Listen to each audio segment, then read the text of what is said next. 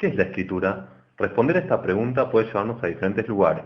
Se puede responder hablando de la historia de la escritura y hasta es posible que esta pregunta se abra a otras preguntas, como por ejemplo, ¿qué significa la escritura para un escritor? Se puede responder con extensas definiciones, pero cuando se entra en el mundo de la escritura a través de su historia, se descubre la gran desconfianza que esta práctica generó, por ejemplo, en el ilustre filósofo Platón, una desconfianza similar a la que la computadora despierta hoy en muchas personas en esta sociedad de la información en la que transcurren nuestros días. Para ello, remontémonos a la luz de las cálidas fogatas de la larga noche de la caverna prehistórica, en la que surgieron los primeros intentos de simbolizar la vida cotidiana en un rasgo que todos pudieran comprender. Fue así como aparecieron los primeros grafismos. Estos grafismos representaban objetos, no palabras. Se los conoce como pictogramas. Son sistemas visuales que evolucionaron en ideogramas, es decir, signos que representan ideas. El hombre sintió no solo la necesidad de comunicarse, de dejar testimonios a los que vienen detrás, sino también de resolver sencillas operaciones de la vida diaria. Así es como podemos mencionar el uso de los quipus del Perú, cuerdas con nudos, o cuerdas con rayas o piedras, entre otros pueblos primitivos. Los primeros registros de la escritura, propiamente dicha, es decir, la escritura lineal, está documentada en la Mesopotamia asiática hacia 3500 años antes de Cristo, o sea, 2500 después de la aparición de las primeras aldeas de la sociedad humana. Se trató de la escritura cuneiforme, que se extendió entre asirios y babilónicos. Otra forma de escritura fue la escritura egipcia, cuyos testimonios más antiguos se remontan al inicio del segundo milenio antes de Cristo. Se trató de los jeroglíficos. Es una escritura que no representa la palabra ni fonética ni alfabéticamente, sino mediante figuras o símbolos. La humanidad registró un salto importante en la evolución de la cultura letrada cuando de la representación de los objetos mediante pictogramas e ideogramas se pasó a la representación de los sonidos, del sonido de las palabras. Ya habían transcurrido más de 1500 años desde el surgimiento de las primeras formas de escritura al momento en que aparece el primer alfabeto con vocales de la mano de la cultura griega. El lector no tenía que descifrar las vocales que faltaban, como en el alfabeto semítico, ni tenía que conocer completamente el idioma para su comprensión, como ocurría con el chino, en el que cada imagen representa una palabra. Ya establecida la Grecia preclásica, la obra del poeta griego Homero es la primera en la que se cuenta con registro escrito. Sus poemas épicos tienen la particularidad de ser el producto de una composición oral creada para audiencias en vivo. En ellas ni los relatores ni el público sabían escribir o leer. Los textos eran recitados de memoria.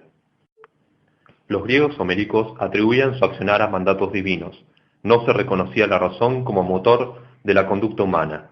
Hasta que apareció la escritura, el pensamiento fue relacionado siempre con la oralidad.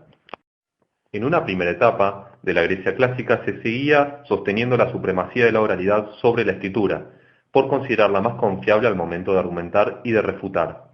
Pero a medida que avanzaba el siglo IV, los escritos empiezan a tener más valor que los testimonios orales. Se lo comienzan a utilizar como pruebas. Esto permite el surgimiento de una tradición científica en el pensamiento griego clásico y los orígenes del rechazo de explicaciones no científicas como las mágicas o las metafóricas. Para ellos, las mitologías no tenían ninguna relación con los informes científicos.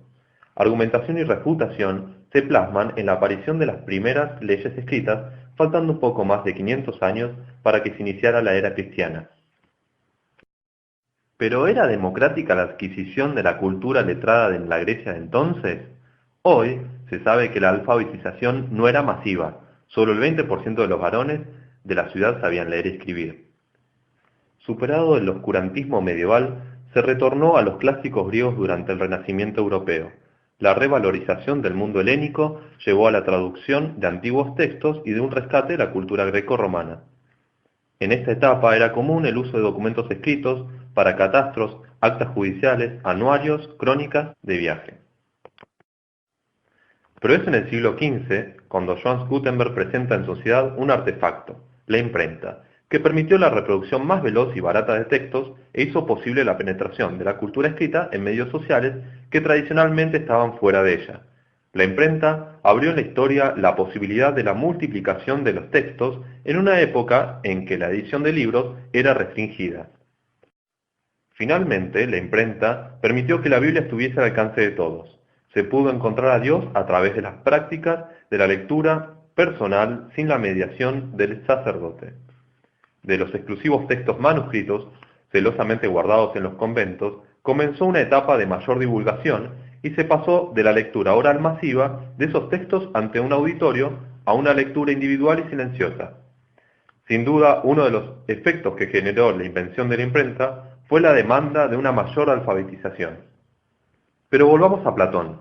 Cuando toma la palabra de Sócrates en el sentido de que la escritura es inhumana, por querer establecer fuera del pensamiento lo que en realidad solo puede existir dentro de él, Sócrates considera que es un objeto, un producto manufacturado, lo mismo que hoy se dice de las computadoras. En segundo lugar, creía que la escritura destruía la memoria y que los que la utilizaran se tornarían olvidadizos al depender de un recurso exterior que denotaba lo que les faltaba en recursos internos. Para él, también la escritura debilita el pensamiento. Un texto escrito no produce respuestas. Si uno le pide a una persona que lo explique con sus palabras, es posible obtener una explicación. Si uno se lo pide a un texto, no recibe nada a cambio, salvo las mismas palabras. A menudo, las mismas palabras confusas que provocan la pregunta en un principio.